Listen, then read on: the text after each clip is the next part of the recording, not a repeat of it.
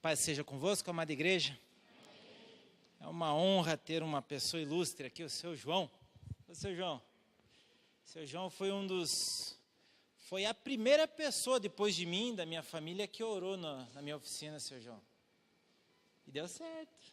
Deus ouviu. Seu João é um grande intercessor. Quantas e quantas vezes nós no campo missionário, esse homem intercedendo por nós, quantas vezes nossas equipes Bolívia, Chile, Haiti, Guiné-Bissau, e mantendo-se de pé pela intercessão desse grande homem de Deus. Seja abençoado, seu João. Você é uma benção, você e sua família. Viemos, eu tive a honra de conhecer. Já ouvi falar, agora eu vejo. Tá? Sejam bem-vindos à nossa casa, casa do Pai. Sinta-se à vontade. Amém? E a toda a igreja. Gente, há muito tempo Deus tem colocado no meu coração, devido ao convívio com algumas pessoas, alguns relatos e algumas crises pessoais de alguns, que por uma obra de Deus chegou aos nossos ouvidos, para que nós estendêssemos as nossas mãos e também levasse a nossa palavra. E, por exemplo, eu e minha esposa, só nesses últimos tempos, cuidando dos nossos jovens, dos seus jovens, dos meus jovens, a gente atendeu 3 casos de tentativa de suicídio.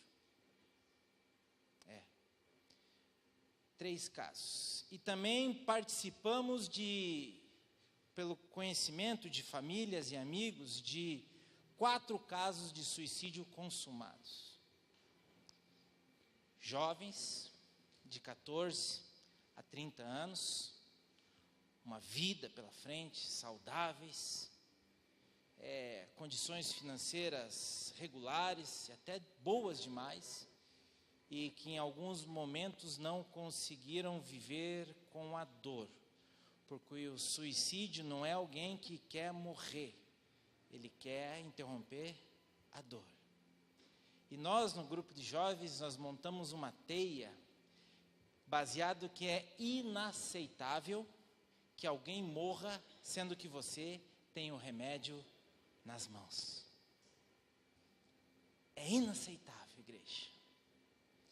Mas nós precisamos estar atento, e nós como igreja também precisamos saber quando estamos doentes. Há muito tempo atrás, nós apontávamos o suicídio como falta de Deus, da vida das pessoas, até que começou a acontecer com os nossos, na nossa casa, na nossa família, na nossa comunidade. E Deus tem colocou e tem batido forte no meu coração a respeito disso. Eu tenho procurado aprender e estudar essas relações, essa cultura, esses desafios contemporâneos desse vazio. E mais fácil entendermos a gente, eu acabo encontrando algumas coisas bem interessantes. Abra a palavra de Deus, o livro, a Bíblia Sagrada, 2 Reis, capítulo 4, verso 25 e 26. A gente vai ler esses 2 versículos e eu vou fazer um resumidão desse texto para que fique bem mais fácil. Segundo livro de Reis, capítulo 4, verso 25 e 26. Quem não trouxe a Bíblia, acompanhe no telão, que eu também vou ler por ali, fica mais fácil. Assim ela partiu para encontrar-se com um homem de Deus no Monte Carmelo. Está falando de Eliseu. Quando ele a viu à distância, disse a seu servo Geazi: olhe, é a sunamita. Verso 26, corra ao encontro dela e lhe pergunte: está tudo bem com você? Tudo bem com seu marido e com seu filho? E ela respondeu a Geazi: está tudo bem. Fechamos os olhos, gente. Senhor, eis aqui a porção da tua palavra, Pai. Ela é a sua palavra, ela não é uma história, Não é folclore, Pai, não é ficção, é a palavra viva de pessoas verdadeiras do único Deus, Pai. Por isso cremos piamente nela, Pai. E que Teu Espírito revele a ela a todos nós, Pai. Que ela penetre no nosso coração, que ela traga tudo o que for preciso, que cada um aqui precise. Que ela traga libertação, que ela traga ensino, que ela traga refrigério, mas acima de tudo que ela faça o efeito que o Senhor deseja na sua igreja. Abrimos o peito, Pai, abrimos a mente para que a Tua palavra penetre e seja plantada do mais rico solo, Pai. Abrimos o nosso coração, abrimos o ouvido, o nosso tempo agora para ouvir de Ti, que seja o som da minha voz, mas que Teu Espírito paire, penetre, fale, converse e haja no nosso meio. Te damos essa liberdade, Pai, em nome de Jesus, amém. Povo, essa é a história de uma mulher, sunamita. Ela reparou que Eliseu, toda vez que passava por ali, ela falou, aquele homem de Deus conversa com seu marido e resolve fazer um quartinho para ele lá, para que cada vez que ele passe, vendo que ele é um homem de Deus, cada vez que ele passe por ali, pouse ali. Ela mandou fazer um quartinho, pôr uma cama, uma cômoda, uma pia, um frigobar, algo assim, para que se sentisse confortável. E assim Eliseu começou a fazer, e pousar na casa dessa mulher. E Eliseu, muito grato por esse carinho, muito grato por esse amor, por essa atenção, pediu a ela, quer que eu fale sobre você para o rei, para o sargento dos exércitos, para os coronéis, quer que eu dê leve alguma coisa, uma necessidade às autoridades? Ela falou, não, eu já habito, esse é meu povo. Ela fazia parte da burguesia. E Geazi, o aluno de profeta, o auxiliar falou para ele, mestre, ela não tem um filho. E Eliseu fala, então você vai ter um filho. A próxima vez que eu passar por aqui, ela fala, não mintas, mestre. Eu já sou velha, meu marido também é velho, e nós não vamos ter, incapaz de ter uma criança. E passado outra vez, Eliseu, dado o tempo oportuno, ela teve um filho. E esse filho cresceu e um dia foi trabalhar com o pai no campo. No texto, vocês leem lá a partir do versículo 8 em diante.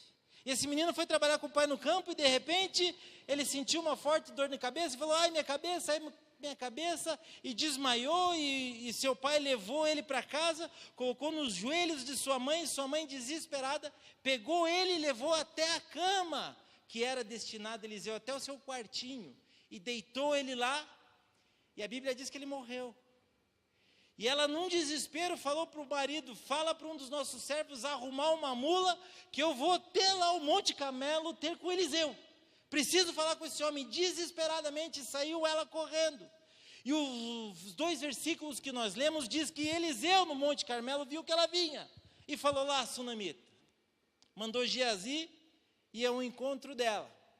E fez essas 3 simples, mais profunda pergunta.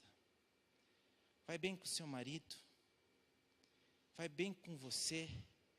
Vai bem com o seu filho? E ela respondeu, vai tudo bem. Que dificuldade, né, gente? Um filho morre, uma promessa morre. E ela, diante daquele que poderia resolver o problema, ela não consegue falar de angústia de homem. Eliseu falou, bom, ela está mentindo, eu vejo, Deus não conseguiu cobrir a angústia da alma dela. Vejo que ela está mentindo, vou conversar com ela, vamos até lá. Os diáconos, hoje eu não cheguei tão cedo, mas ainda tive o prazer de cumprimentar alguns irmãos pelo toque, aperto de mão, alguns mais íntimos pelo abraço ou pelo próprio beijo. E a pergunta que a gente faz é, vai tudo bem? E mecanicamente a gente responde o quê? Tudo bem. Porque é comum. E aí, beleza? aí? Tudo legal? Tudo da hora? E a gente mecanicamente, mesmo tendo uma vida desgraçada, mesmo tendo um filho morto, diante de uma pessoa, estou falando do povo de Deus, estou falando aqui da igreja, não estou falando do vizinho, do patrão, do colega de trabalho. Diante de nós mesmos, a gente fala, vai tudo bem. Às vezes a luz está cortada, a água está cortada, as coisas em casa não estão bom, o filho é rebelde, as coisas estão de mal a pior. Mas a gente responde o quê? Tudo bem. Por que a gente dá essas respostas, gente? Por que a gente fala assim? Algumas questões que a gente pode pôr em prática, por exemplo, a gente às vezes não quer encher o saco do outro, né? Dividir os nossos problemas. Poxa, a gente não quer, né? Poxa, o que vai fazer? O cara está bem, sempre está todo mundo bem, parece que só eu, só acontece na vida dos outros. Só os outros vão e eu fico. Então, o que eu vou falar? Às vezes a gente se encolhe, dizendo, poxa, não é, e cala-se num silêncio absoluto, como se o nosso problema fosse irreversível. Que ninguém, de alguma forma, pode ajudar. Que ninguém com uma palavra, um abraço, um conselho, com uma mão, possa fazer algo. E a gente se fecha e não quer compartilhar. Mas também, tem muita gente que não gosta de compartilhar ou de expressar alguns problemas, por um simples motivo. Hoje nós temos eu chamo de quase um caos, vivendo embaixo de uma teologia da prosperidade, aonde que a manifestação da vida do povo, a manifestação de Deus na vida do seu povo, só se resume em coisas, trocas, ascensão, crescimento, multiplicação. E a gente fica com vergonha, porque se prosperidade é de Deus, a necessidade é de quem? Do diabo. Parece que a gente está dizendo que o diabo está atuando na nossa vida. Quem diria Jó, né? Que diria Jó, né? Que diabo está sendo dono da nossa vida. Então eu não vou falar isso porque é um sinal de afastamento de Deus. Vão dizer que é brecha, é porque eu não fiz a campanha, porque eu faltei nos tabernáculos, conferência de Páscoa, eu não dizia. Começa a fazer uma relatividade. Vai transparecer ou vai parecer a minha falha? E aí a gente, fechado em si mesmo, acaba não se manifestando. Muitos de nós, eu ouço muitos seus filhos. Há uns meses atrás, a gente do grupo de homens, eu fiz um desafio com a minha esposa. Eu pedi para ela conversar com as belas e lindas esposas aqui, escrever um bilhetinho a nosso respeito. Anonimato absoluto, né? E elas escreveram. E elas contaram, baseados no anonimato. E a gente recebeu aquelas palavras, aquelas frases, e viu que as necessidades delas eram tão simples. Tão simples. O primeiro pensamento que veio, mas por que ela não fala para nós? Eu não consegui identificar eu ali, né? Mas eu estava? Estava, Ju? Não achei a minha falha ali. Mas coisas tão fáceis de se resolver, tão fáceis de falar. Mas acho que nós como os homens somos tão empoderados que nós oprimimos essa, que a gente não é capaz de perguntar, sou um bom marido? Estou bem como marido? Estou bem como esposo? Estou bem como pai? Pergunte para o seu filho, vá com tempo, tá? Pergunte para a sua esposa, se tranque no quarto, esses dois dá liberal, não vai ter represália nenhuma, e eu vou ficar quieto, não vou retrucar, você fala. Vá com tempo, manda as crianças para a casa da sogra, E ouça, mulheres também. Gente, são duas perguntas básicas que a gente deve fazer. Vai bem com você? Está tudo bem com você? Não precisa responder, sério mesmo. Está tudo bem na sua casa? Está tudo bem com o seu marido? Está tudo bem com seus filhos?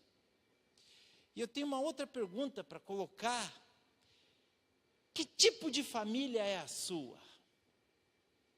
Qual que é o núcleo, a cultura da sua família? Qual é o propósito delas? Você sabia que as famílias, inconscientemente, existem culturas familiares que são tão danosas quanto o próprio diabo? Qual é a cultura da sua família? A cultura é, por exemplo, é de ganhar dinheiro? É uma família que se reúne para falar, para conquistar, para ir em frente, para ficar rico e prosperar? Qual que é a cultura da sua? Qual é a sua família?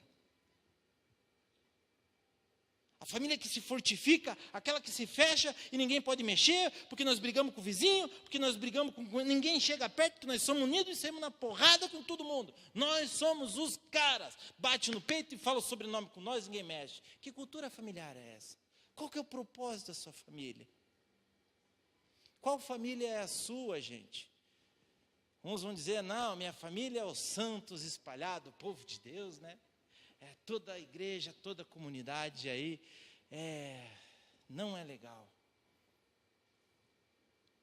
Às vezes a gente fica envergonhado de falar e assumir algumas falhas. Quando eu e minha esposa nos reunimos com jovens num período de consolidação e de apresentação, a gente começou a falar, sabe do quê? Dos nossos defeitos, dos nossos erros.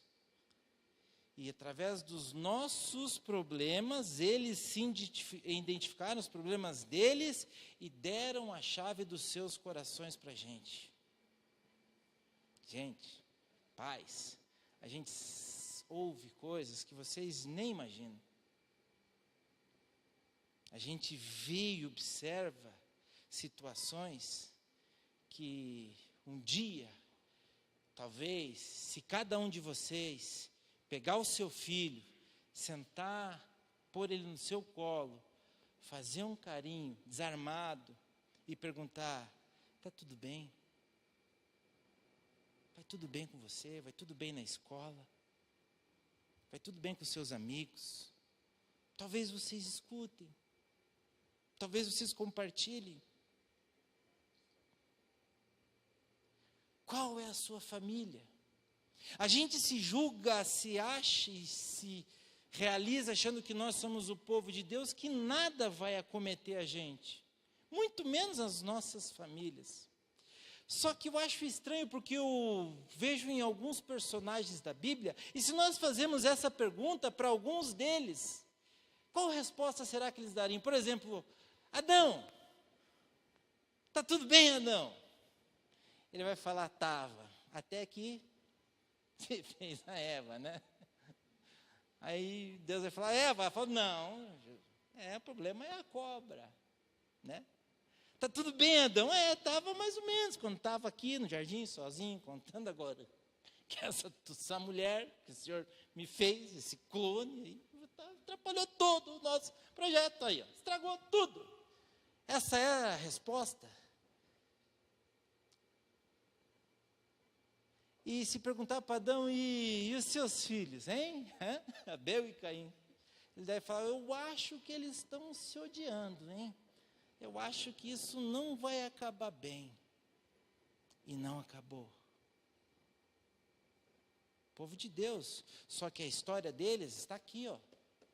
É verdade, não é fictícia que nem a nossa. Não é fantasiosa que nem a minha e a sua. A deles está escrito. E se perguntar para Abrão, hein? E aí, Abrão, está tudo bem? Tá, mas né, tive que sair esse deserto. Ele disse que você era um pai, né? Sara é veinha, mas é Sagar. E seus filhos? Bom, Ismael tive que mandar para o deserto. Estão notando que os personagens bíblicos são mais verdadeiros que a gente? Porque a história deles é real, está escrita. E assim por diante. Mas não é, e daí? Não é? Como é que está? Está bem, e os negócios, a vizinhança que não presta. E os negócios? Pois é, agora estou num zoológico e na área marítima, os dois juntos. Aí põe uma família inteira lá, uma dezena de animais e 40 dias dentro de um barco. Pega a tua família, fica 40 dias dentro da tua casa, com TV a cabo, com internet, vê se você aguenta. Você acha que foi fácil? Aí não é, passa por isso, comemora, enche a cara de vinho, e ele fala, e os seus filhos? Pois é, o problema é que tem um cão no meio. O problema é que tem um cão no meio. Tem um que expôs toda a vergonha. E para fechar, gente, assim, para relatar esses personagens bíblicos, e Davi, gente. Davi, um homem segundo o coração de Deus. 4 vezes ele falou isso. A primeira até que é entendível, lá, antes de matar o gigante e fazer. E depois, gente, dos seus pecados. E daí, Davi, como é que está? Ele falou, estava ótimo, quando eu cuidava lá de ovelhas, matava um ursinho, um leão. Maldita hora, né? Que coisa ruim que eu fui enfrentar um gigante. Minha vida virou de ponta cabeça. Ganhei a filha do rei, que piorou minha vida. E as coisas não estão indo bem. E seus filhos, Davi? Como é que está seus filhos e a família? Pois olha, um irmão desejou a minha irmã e estuprou ela. O outro foi e matou. Aí ficou rebelde, tomou meu reino, me impôs, possuiu todas as minhas mulheres e virou isso aí. Mas Davi foi corajoso por Deus, porque está aqui. É uma verdade, está escrito. E nós, que se achamos, às vezes, menos do que esses homens, nos empoderamos muito mais. Gente, que vocês, nós, não se calemos. Não hesite em pedir ajuda. Não hesite em falar das suas necessidades para quem deva, porque pode ter, gere uma relação próxima. Faça com que pessoas tenham a chave do seu coração. Tome a chave do coração, se aproximem-se. Não morram em seus pecados. Todos os personagens, e vai pelo Velho Testamento, até Jesus sofreu com sua família. Não acho que vocês e eu somos diferentes de todos, como todos eles são homens de Deus e mulheres de Deus, assim também nós. Não nos calamos, hesitamos em abrir o nosso coração e pedir ajuda. Gente, agora a pergunta é, respondo em casa ou respondo numa folha de papel. Vai tudo bem? Está tudo bem, gente? Está tudo bem mesmo? Está tudo bem com o seu marido? Está tudo bem com a sua esposa? Está tudo bem com o seu vizinho? Está tudo bem, gente? Filhos, está tudo bem? Jovens, está tudo bem na escola? Está tudo bem no trabalho, gente? Está tudo bem nas finanças?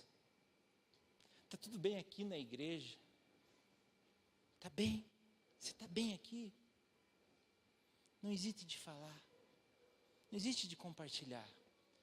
Porque a pessoa ao seu lado pode ser um anjo, pode ser resposta de oração. Mas é preciso que você abra o coração. Se desarme.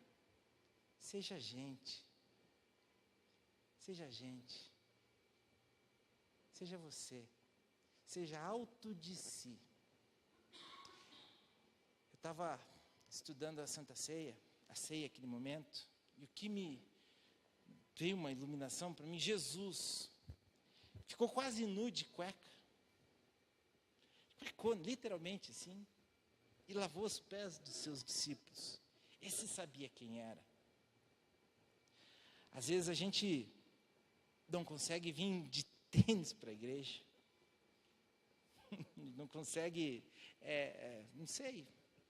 A gente não tem restrições, tem medos, tem calcificações religiosas que nos impede, nos limita. Que às vezes a gente, mas a gente não consegue. Não adoeça em si mesmo.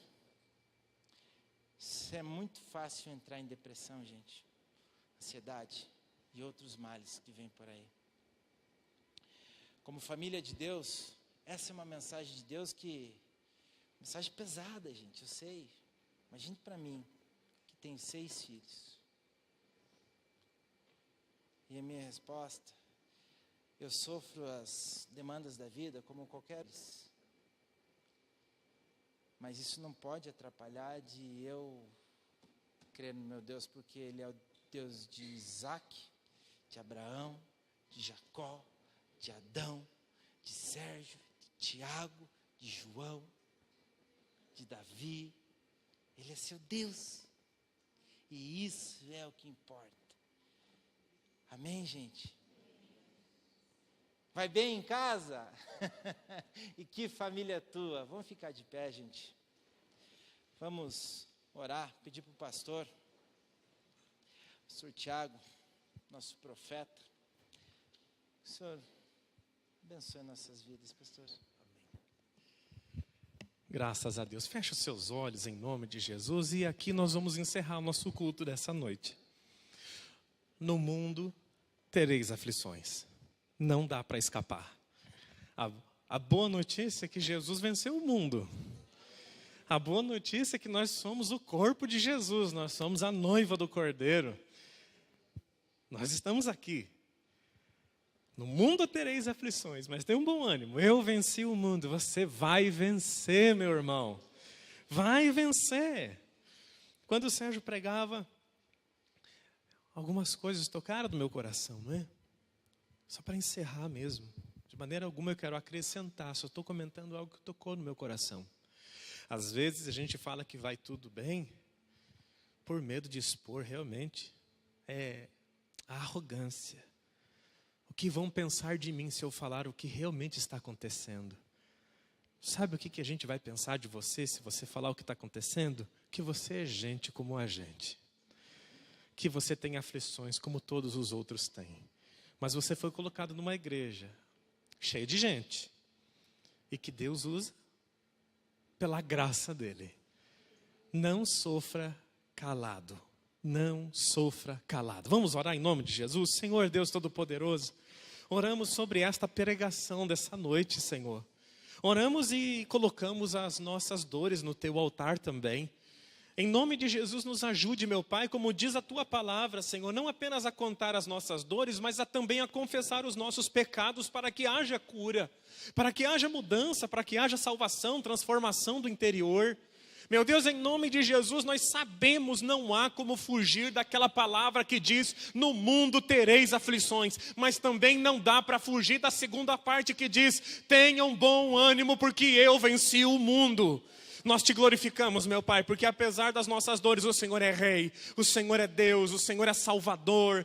E no meio dessa dor, meu Pai, o Senhor nos colocou irmãos, nos plantou numa igreja, o Senhor nos tem dado a tua palavra por pregação, por ensino, por amigos, meu Deus. O teu Espírito tem falado conosco, enfim, não estamos sozinhos nessa jornada. Nós te glorificamos, meu Pai, porque te servimos e o Senhor é um Deus maior do que todos os nossos problemas juntos.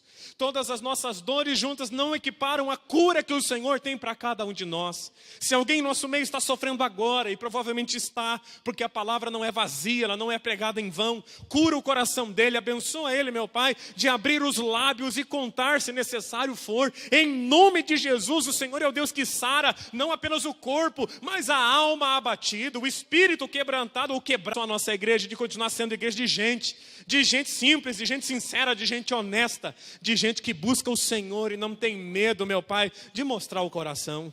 Meu Pai, agora nós vamos para a nossa casa e vamos na bênção do Senhor. Vamos na bênção porque o Senhor está conosco, ou melhor, o Senhor está dentro de nós, nos dando a direção pelo Teu Espírito. Em nome de Jesus, Senhor, nos anima nessa jornada, nos abençoa nessa caminhada. Se o Senhor não voltar até domingo à noite, nos dê um bom final de semana, de risadas, de alegrias, meu Pai. Um final de semana de experiências contigo, Senhor, de comunhão com irmãos. Se o Senhor não voltar até domingo à noite, nós vamos estar aqui, celebrando ao Senhor, meu Pai, por tudo que o Senhor tem feito e por tudo que o Senhor vai fazer, porque nós temos uma fé profética, nós cremos, meu Pai, que o Senhor sempre vai intervir na nossa história, em nosso favor, para o bem do Senhor, para a glória do Senhor e para o nosso bem. Agora, meu Pai, muito obrigado por tudo que vivemos nessa casa de oração hoje. Agora nós vamos na bênção mesmo, na graça do Senhor, meu Pai. E tenho certeza, sexta-feira vai ser muito abençoada, sábado vai ser muito abençoado, domingo vai ser muito abençoado. E meu Pai, no final desse domingo, o Senhor será muito honrado, muito celebrado nessa casa, meu Pai. Por nós, por nossa casa, por nossa família, em nome de Jesus. E que o grande amor de Deus, a comunhão e a consolação do Espírito Santo esteja sobre a sua vida hoje e sempre. Que o Senhor sobre ti levante o teu rosto e te dê a doce paz do nosso Senhor e Salvador Jesus Cristo. Vá em paz. Eu abençoo a todos em nome de Jesus. Amém. Deus te abençoe.